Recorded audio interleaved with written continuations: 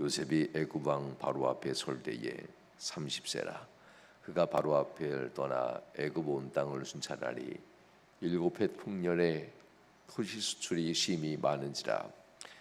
요셉이 애굽 땅에 있는 그 7년 동안 곡물을 거두어 각 성에 저장하되 각 성읍 주위에 밭의 곡물을 그 성읍 중에 쌓아두매 쌓아둔 곡식이 바다 모래같이 심히 많아 세기를 그쳤으니 그 수가 한이 없음이었더라. 흉년이 들기 전에 요셉에게 두 아들이 나되 곧 온의 제사장 보디베라의 딸 아스낫이 그에게 낳은지라. 요셉이 그의 장남의 이름을 므낫세라 하였으니 하나님이 내게 내 모든 고난과 내 아버지의 온 집을 잃어버리게 하셨다 하미요. 차남의 이름을 에브라임이라 하였으니 하나님이 나를 내게 수고한 땅에서 번성하게 하셨다 함이었더라. 애굽 땅이 일곱 해 풍년이 그치고 요셉의 말과 같이 일곱 해 흉년이 들기 시작하매 각국에서는 기근이 있으나 애굽 온 땅에는 먹을 것이 있더니 애굽 온 땅이 굶주림에 백성이 바로에게 부르짖어 양식을 구하는지라. 바로가 애굽 모든 백성에게 이르되 요셉에게 가서 그가 너희에게 이르는 대로 하라 하니라. 온 지면에 기근이 있음에 요셉이 모든 창구를 열어 애굽 온 땅에게 팔세 온 백성에게 팔세. 애굽 땅의 기근이 심하며 각국 백성도 양식을 사려고 애굽으로 들어와 요셉에게 이르렀으니 기근이 온 땅에 심함이었더라. 아멘. 7년 풍년 동안 요셉은 애굽의 온 땅을 순찰합니다. 정치를 잘한다, 정치한다는 뜻이지요. 온 땅을 순찰하고 그 많은 곡식들을 풍성할 때에 잘 저장한다라는 이야기입니다. 그리고 또한 요셉은 흉년이 들기 전 이 풍년의 시대에 첫째 아들과 둘째 아들을 낳았다는 이야기가 본문에 등장합니다. 그리고 더 나아가 이제 풍년의 시간이 끝나고 흉년이 들기 시작할 때에 온 백성이 굶주리고 그리고 백성들에게 식량을 판다라는 이야기가 본 말씀이기도 합니다. 또 나아가 애굽뿐만 아니라 주변에 있는 모든 세계 다른 나라에까지도 기근을 면할 수 있도록 이 요셉이 그들에게도 식량을 판다라는 이야기가 본문 마지막 이야기이기도 합니다. 이야기를 보면서 애굽은 17세에 형들 앞에 꿈을 꾸는 그저 동생에 불과한 청년이었습니다. 그런데 이 33년 동안 요셉은 애굽에서 지내면서 편히 지낸 건 아니죠. 그러면서 13년 뒤에 애굽의 총리가 되고 그 총리 자리에서 젊은 청년의 모습이 아닌 나라를 잘 이끄는 자의 모습으로 바뀌어지게 됩니다. 이 총리 자리에 올라간 30세 그리고 7년 동안 37살 될 때까지 이 애굽은 큰 풍년을 경험하게 되죠. 이 풍년의 시대에 바로가 누구에게 과연 이 풍년의 시대에 이 풍년의 넉넉함을 잘 관리할 자가 누구겠는가? 우리가 알다시피 정치가 깨끗하다는 것이 쉽지는 않습니다. 이 정권이라고 하는 것들이 항상 돈의 유혹을 많이 받으니까요. 그래서 당시에 많은 정치인들, 애굽의 정치인들이 바로가 보기엔 이 풍성한 시대에 과연 돈의 비리에 연루되지 아니하고 이 풍성함을 잘 관리할 관료를 누굴 세워야 될까? 바로는 아무리 생각해봐도 없었습니다. 그 많은 재물 앞에 유혹을 받아 흔들릴 것이 분명한데 오직 한 사람, 하나님 앞에 신앙이 바른 사람, 하나님 앞에 정직한 사람, 이 자기의 신 앞에 정직한 사람 요셉밖에는 이 풍성할 때에 비리에 연루되지 않고 돈의 유혹에 흔들리지 않을 사람 요셉밖에는 없다라고 생각하고 당신이 맡아주소서 하면서 요셉에게 왕의 모든 권한을 주게 됩니다. 그리고 왕은 이렇게 얘기하죠. 내가 너보다 높은 의미는 왕이라는 뜻밖에 없도다 라고 하면서 네가 나의 모든 권한을 가지고 이 나라를 다스려라 하면서 이 요셉의 명령 없이는 그 어떤 것도 왕 나라에서 움직일 수 없다라고 아예 세상에 공포해버린 이야기가 이 요셉에 대한 왕의 권한 이양이었습니다. 요셉은 이 권한을 이양받은 후에 정말 열심히 다니죠. 46절 말씀 이렇게 나옵니다. 요셉이 애굽 왕 바로 앞에 설 때에 30세라. 그리고 그가 바로 앞을 떠나 애굽 온 땅을 순찰한다. 이 순찰한다는 것이 이제 돌아보는 거잖아요. 그러면서 정치 잘 이롭게 만들어간다. 이게 정치란 뜻입니다. 국민, 백성, 나라를 이롭게 다스린다라는 것이 정치라는 이 한자의 뜻인데요. 국민을 이롭게 하기 위해서 이 권사를 행한다라는 건데 참 중요한 것 같습니다. 누구를 이롭게 하느냐라는 것은 참 중요합니다. 자기가 속한 정당의 이익을 위해서 대변하는 정치인이 돼도 안 되고, 자기가 속한 정당에서 배출한 대통령의 행정부를 지지하기 위해서 또한 정치를 해도 안 됩니다. 정치는 온전히 어떤 행정부나 아니면 당리 당략이 아닌 백성, 국민을 이롭게 하기 위해서 권세를 행사하는, 정말 국민으로부터 권한을 위임받은 이 위치를 잘 가질 때에 정치다라고 얘기합니다. 요셉은 이와 같은 모습을 가졌다라고 오늘 본문은 우리에게 소개합니다.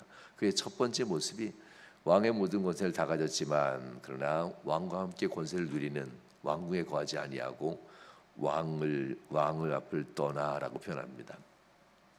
권세는 왕 곁에 있습니다. 그럼에도 불구하고 요셉은 왕 앞을 떠나 그가 있을 자리는 백성들과 함께 있어야 된다라는 것이었습니다. 그래서 애굽 온 땅을 순찰한다라고 하면서 애굽 온 땅을 돌면서 각각 지방 관리들에게 철저하게 가르치고 명령하게 됩니다. 준엄한 법을 따라서 지방 관료들이 움직일 수 있도록 직접 이 요셉이 움직입니다. 다른 관료들은 뇌물이 통했고 적당한 것이 통했는데 요셉에게는 법의 지엄함만 있었기 때문에 지방 관료들이 요셉 앞에 뇌물이나 다른 방법을 쓸 수가 없었다는 것을 알게 되죠. 왜냐하면 보디발 장군의 집에서 보여줬던 이 요셉의 태도나 그리고 다른 관원들 앞에 보였던 요셉의 태도, 그리고 왕 앞에 보였던 요셉의 태도면 하나님 앞에서 내가 어찌 이 죄를 범하리요? 하나님이 당신에게 편안하게 대답해 주실 것입니다 라고 했던 이 요셉의 모습들 속에서 요셉은 지방 관료들 앞에 준엄한 법을 따라서 그들을 이끌어가고 정직하게 이끌었다는 것을 분명히 알게 됩니다. 결국 하나님은 요셉의 말대로 7회 47절 보면 7회 풍년에 토지 소출이 심이 많다라고 하는데요. 이 심이 많다는 것이 두세 번 더 반복됩니다. 토지 소출에 1년 지나고 2년 지나고 3년, 5년, 6년, 7년까지 쭉 가면서 소출이 점점점 많아집니다. 요셉은 애굽 땅에 있는 그 7년 공물을 거두어 각성에 저장하게 되는데요. 각성의 주위에 있는 모든 밭에 저장을 차곡차곡 합니다. 그리고 이 저장할 때마다 계수를 하게 되는데 해가 지날 때마다 그 계수하는 것이 양이 너무 많아서 계수하기를 멈췄더라. 이 수를 세는 것을 멈출 만큼 각성의 곡식이 심이 많았다라고 얘기합니다. 이 곡식의 수가 한이 없음이었더라라고 49절에서는 얘기합니다. 7년의 풍년이 한이 없다라는 것은 이미 7년, 나머지 흉년 7년 동안 먹고 살 만큼 쌓아놓았음에도 불구하고 여전히 그보다 더 많은 수의 곡식들이 거두어지고 있다는 겁니다. 이로써 애굽의 이 요셉은 얼마나 잘 정치했는가를 알게 됩니다. 이미 7년 동안 남은 7년 동안 먹고 살 만큼 다 흉년을 다 대비했음에도 불구하고 그보다 더 많은 곡식들이 계속 쌓여지고 있다. 준비한 곡식 창고보다도 더 많은 곡식이 지금 쌓여지고 있다라는 이야기입니다. 요셉은 이와 같이 하나님의 뜻뿐만 아니라 맡겨진 사역에 있어서도, 맡겨진 직분에 있어서도 그가 흔들리지 아니하고 마지막까지 7년의 흉년을 다 감당할 만한 것을 쌓았으며 그 다음부터는 적당히 해도 됩니다.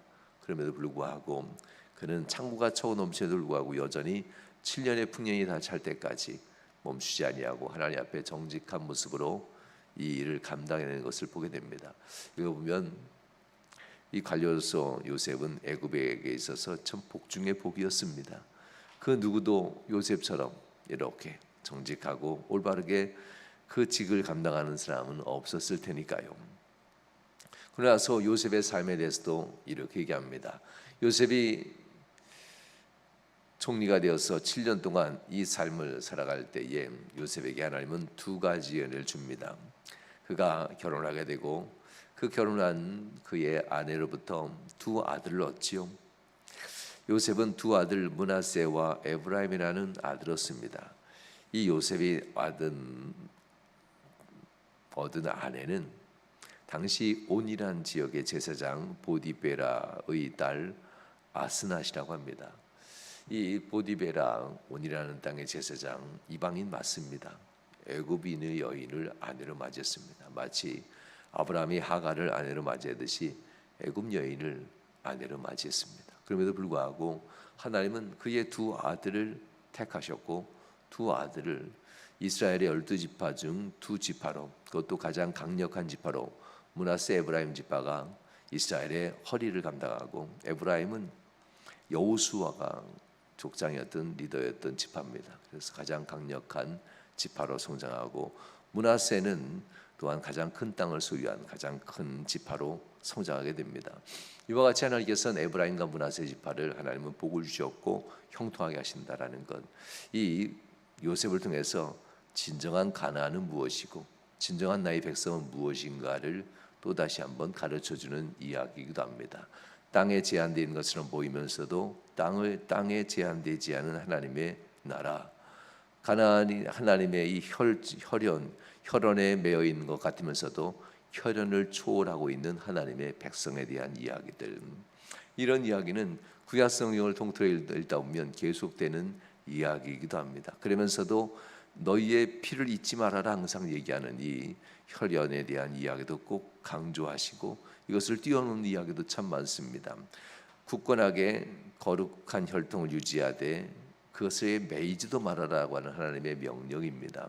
이 모습을 보면서 구원받은 사람에 대한 이 긴밀함, 구원받은 사람과의 이 가까움에 대한 믿음의 소통은 뜨겁게 하되, 그러나 그거로 말미암아 외부 사람들이 교회 안에 들어오는 것을 또한 멀리하지 않도록, 우리끼리라는 의미가 너무 각인되지 않도록 외부인에게는 또한 넉넉함으로써 그들에게 복음을 전하는 삶이 되어라라는 이런 의미에서 긴밀함과 또한 외부에 대한 관대함을 가져라라는 두 가지 의미가 이 12지파를 조성할 때 주신 하나님의 은혜이기도 합니다.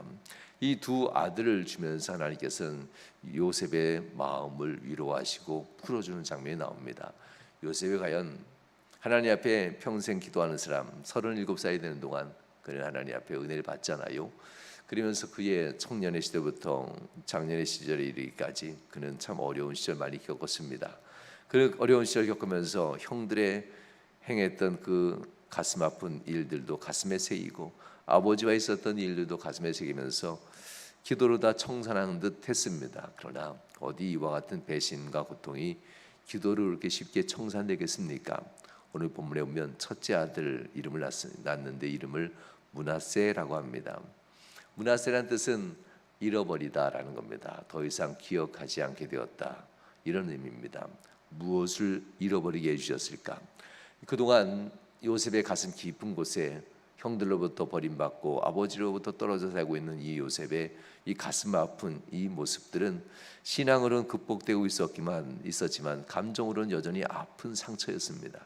그런데 오늘 본문에 보면 첫째 아들 51절 이렇게 나옵니다. 요셉이 그의 장남의 이름을 므낫세라 하였으니 하나님이 내게 내 모든 고난과 내 아버지의 온 집의 일을 잊어버리게 하셨다 합니다 라고 합니다. 드디어 이 일들, 7년의 풍년이 지나면서 때마침 잊어지게 하였다라고 하지만 이것은 다른 의미이기도 있습니다. 앞으로 있을 7년의 흉년 동안 요셉에게 하나님은 이미 응답을 주셨습니다. 후에 형들을 만날 때 42장 뒤에 보면 형들에게 형들과 형의 자손들을 살려주기 위해서 나를 먼저 보냈습니다 라고 했던 얘기들이 두 번이나 반복됩니다. 그것은 이미 풍년 7년의 풍년 동안 하나님 앞에 이게 무슨 의미가 있습니까? 무슨 의미입니까? 애굽의 국민들을 살리는 의미입니까? 아니면 또 다른 섭리가 있습니까? 얼마나 많이 기도했을까요? 이 기도 속에서 하나님이 이미 요셉에게 응답한 겁니다. 너와 내 형들과 그 스라의 자녀손들 곧 야곱의 자손들을 내가 살려주기 위하여서 여기에서 내가 풍년의 은혜를 베푸는 것이니라. 요셉에게 이미 하나님은 응답하셨고 요셉은 이 응답을 알고 있었기 때문에 이미 받았기 때문에 형들에게 주저하지 아니하고 이런 말을 할 수가 있었다는 겁니다. 바로 이 부분입니다. 왜 내가 팔려야 했고 내가 왜 고난을 당해야 했고 내가 어쩌다가 이 총리 자리까지 오게 되었습니까? 그리고 7년의 풍년은 무슨 의미가 있습니까? 하면서 하나님 앞에 기도하고 간구할 때 마침내 그 모든 답을 주셨다는 겁니다. 그리고 하나님의 섭리였군요. 내가 팔려야 했고 내가 이 땅에서 고난 당해야 했고 그러므로 말미암아 내가 잊혀지고 후에 바로 곧 왕 앞에까지 불려가는 이 모든 일련의 과정들이 하나님이 나와 내 형들과 아버지의 자손들을 살려주기 위함이었군요. 이걸 이제 드디어 깨닫게 되었다는 겁니다. 그래서 내가 모든 고난과 내 아버지의 온 집의 일을 잃어버리게 되었다 하면서 첫째 아들을 므낫세라는 이름을 짓습니다. 그리고 이제 모든 아픔들을 하나님이 깨끗이 씻으시고 은혜 주셨습니다. 이 씻힌다는 것은 하나님은 용서라고 표현하지만 우리는 이해가 돼야 용서가 되는 그런 종류의 사람이지 않습니까? 우리가 마음 착하면 사람을 용서하는 것이 아니라 하나님의 섭리가 무엇인지 알면 그제서야 용서가 됩니다. 아 그렇구나. 하나님의 섭리였구나. 에브라임 이 므낫세를 낳고 나서 요셉은 그 섭리를 알고 잊어버리게 되자 그에게 주어진 진정한 풍성함이 이거라는 것을 알게 됩니다. 둘째 아들 차람을 낳게 되는데 둘째 아들의 이름을 이렇게 표현합니다. 에브라임이라 하였으니 하나님이 나의 수고를 나를 내게 수고한 땅에서 번성하게 하셨다 함이었더라 라고 합니다. 하나님 앞에서 이 아픔의 문제가 해결되어지면 이제 그가 지금 살아가는 인생의 삶의 문제를 직시하게 됩니다. 아픔의 문제가 해결되어지자 그는 살아가는 인생 자체를 돌아보니 이게 번성하게 된 것이었구나. 내 인생이 이와 같이 풍성한 삶을 살게 되었구나. 하나님의 은혜가 내게 함께함에 대한 진정한 기쁨이 이거구나 하는 것을 알게 됩니다. 전에는 분명 번성하지 않을 때도 요셉은 슬퍼하지는 않았습니다. 말씀드린 것처럼 좀 불편했지요. 그렇지만 이제 하나님은 나의 불편함도 제거하시고 나의 넉넉함으로 내 인생을 바꿔주셨구나. 주님과 함께하는 것만으로도 나는 이미 행복한데 내 삶의 불편함, 부족함을 편안함과 그리고 넉넉함으로 바꾸시며 하나님이 주시는 또 다른 기쁨을 내게 주셨습니다 하면서 에브라임이라는 이름을 이 둘째 아들에게 이름을 붙이게 됩니다. 이렇게 풍년의 세월에 하나님 앞에 그는 하나님 앞에 신앙의 고백을 하게 됩니다. 그리고 이 요셉은 바로 왕으로부터 이 애굽의 이름을 받았지만 그의 아들에게는 히브리인의 이름을 줍니다. 바로로부터 사브낫 바네아라는 이름을 받지만 그러나 두 아들은 이스라엘이라는 사람, 이스라엘의 이 너는 이스라엘 사람을 잊지 말아라. 어머니가 애굽 사람이랄지라도 상당히 불리할 수 있습니다. 그러나 애굽의 이름을 주는 것이 훨씬 더 유리할 수 있을 텐데 두 아들에게는 히브리인의 이름으로 가나안 땅의 히브리인의 이름으로 그 아들들에게 붙여주는 이 아버지의 신앙의 모습을 보게 됩니다. 사랑하는 여러분, 이 모습도 참 귀한 모습이기도 합니다. 자녀들에게는 최대한 유리한 쪽으로 모든 것을 만들어가고 싶지만 이 불리하더라도 결국 하나님이 내 아들들을 세우리라는 믿음을 가지고 이 이름들을 지어줬다는 겁니다. 이와 같이 이제 7회 풍년이 되고 나서 7회 흉년이 시작되었더라라고 하면서 53절 54절엔 이야기를 시작합니다.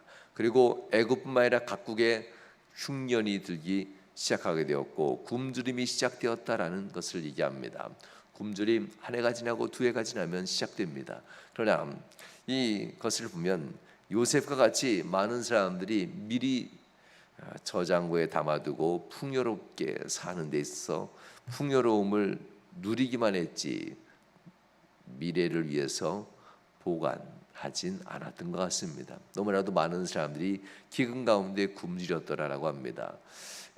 애굽의 국고에 들어간 것은 국가의 땅에서만 제수 재배된 것만 국고로 들어갔지 실제로 백성들이 소유한 땅에 얻은 소출은 세금만 거둘 뿐 백성들이 가진 세출들은 그들의 백성이 소유합니다. 많은 사람들의 삶의 모습을 그리고 있습니다. 그들은 왜 기근을 당했을까? 풍요로운 시절에 저축하지 않았던 모습들, 풍요로운 시절에 그들은 이 궁핍을 예비하지 않은 모습으로 당시에 수없이 많은 사람이 그렇게 살고 있었다는 겁니다. 웬만큼 정신 차리지 아니하면 7년의 풍년은 인생의 놀라운 축복이라고 생각하고 이 축복이 계속될 거라고 착각할 만큼 그러한 복이었나 봅니다. 그래서 이 착각했던 이들은 풍년 뒤에 흉년이 7년 동안 지속될 거에 대한 이런 생각조차 하지 못한 채 그 많은 사람들은 그만 예비하지 않았으므로 굶주리게 되었더라라는 이런 이야기가 55절 이하입니다. 백성들이 굶주리게 되자 요셉은 곡간을 열어서 백성들에게 이 곡식을 팝니다. 처음엔 백성들이 돈으로 사고 후에는 7년이 탈 때는 백성들이 자신의 땅을 대신하여서 곡식을 사게 되는 일들도 보게 됩니다. 또한 각국 나라에서도 요셉에게 와서 이 곡식을 구하고 기근을 피하는 일도 생겼더라는 이야기가 본문의 말씀입니다. 세계의 부양자가 된 요셉에 대한 이야기죠. 요셉이 풍년을 준비했다는 것 매우 중요한 부분입니다. 이 풍년 안에 많은 재물을 준비해 놓고 흉년에 대한 것을 대비하는 요셉을 본다면은 우리 인생 가운데도 넉넉함의 시간 뒤에 때로는 이 흉년의 시간을 대비하는 지혜가 또한 필요할 것 같습니다.